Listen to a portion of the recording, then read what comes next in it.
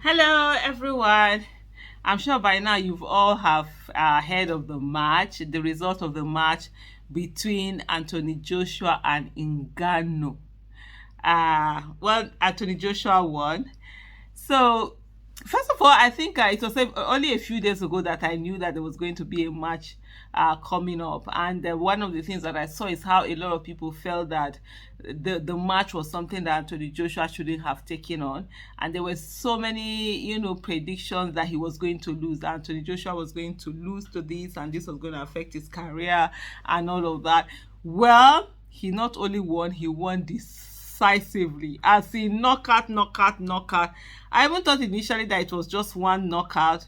Now seeing that there were a series of knockouts, as seen, though some people are claiming that it was staged. Now nothing looks staged about that whole fight. You don't stage anything with it. I think that was the second round or something.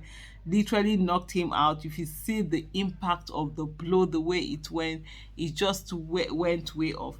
But there are few things that I want to discuss on it, and basically this video is not really about even the fight itself, but the fact that sometimes people can underrate you even when you're winning, or people can doubt you. But as long as you don't doubt yourself, that's what is most important. And one should focus on oneself and ensure that you get the work done.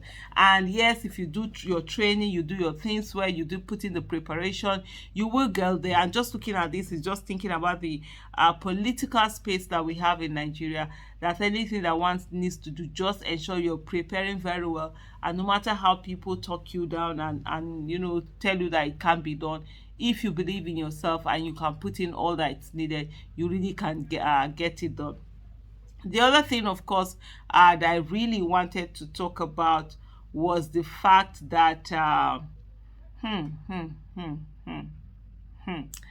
So people were now talking. There were some people who said that, oh, so one of the things also that came out is that during his speech he snubbed Nigeria. He didn't talk about Nigeria.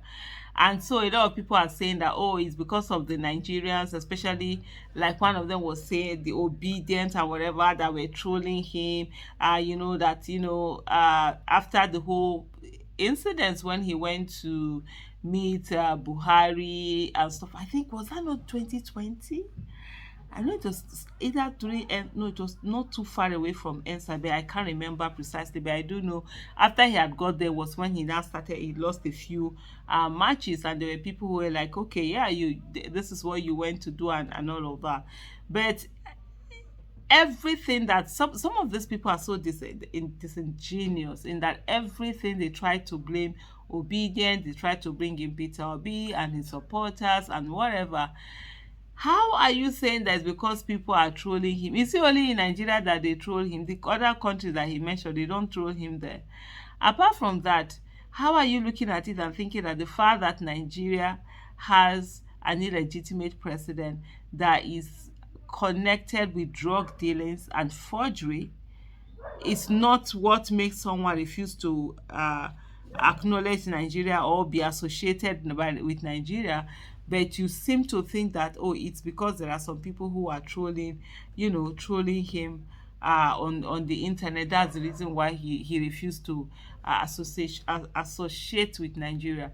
On a very serious note, with the way things are in Nigeria, who would even want to be associated with Nigeria? On a serious note, just within 1 week, how many abductions? Three, because just earlier today there was a breaking news of abduction in a school in Sokoto.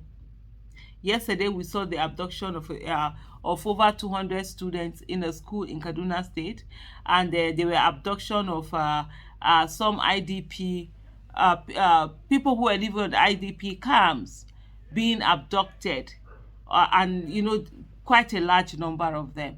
So with all of these things that are going on, how do you expect someone to really feel that sense of pride, sense of belonging to such a place, or to be associated with such a place?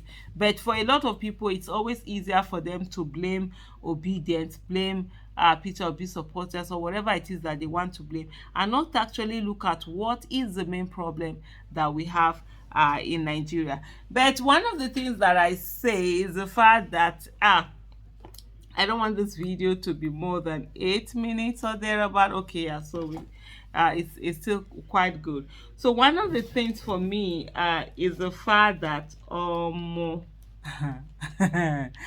it's as if Anthony Joshua packed all the frustration that Nigerians are feeling right now and just packed them into those punches. I mean, the last punch that took that other boxer out, it was something else. You could really absolutely feel the impact.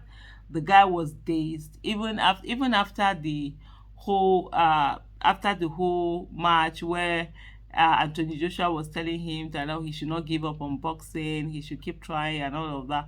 You can see that the man was just like, I'm sure the guy was like, what's happening? Where are we? What are we doing? Have we done the match? What was he talking about? You could see he really wasn't even into it. He was really dazed, really, it really got to him. But hey, I mean, Nigerians have been going through so much, and that particular punch, oh my goodness.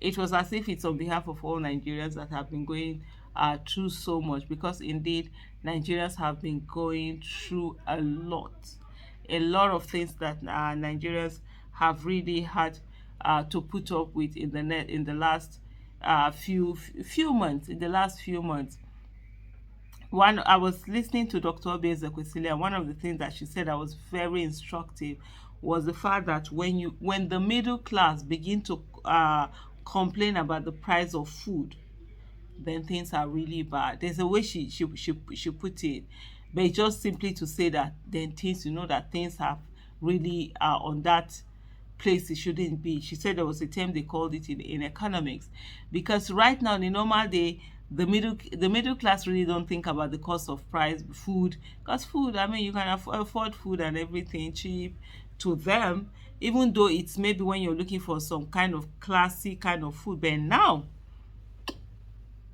even the rich are also crying over the cost of food, and it's not easy. And so uh just watching that particular punch that Anthony Joshua carried, even if he didn't mention Nigeria, he carried that punch on our behalf. It was like crazy. It was really crazy. But hey, we keep going. And for those who want to always blame Obedience, blame Peter Obi supporters for everything that is happening in Nigeria, but we not blame the main problem that we have in the country, all I can say to you is that, how do you people live with yourselves? How do you live with your conscience?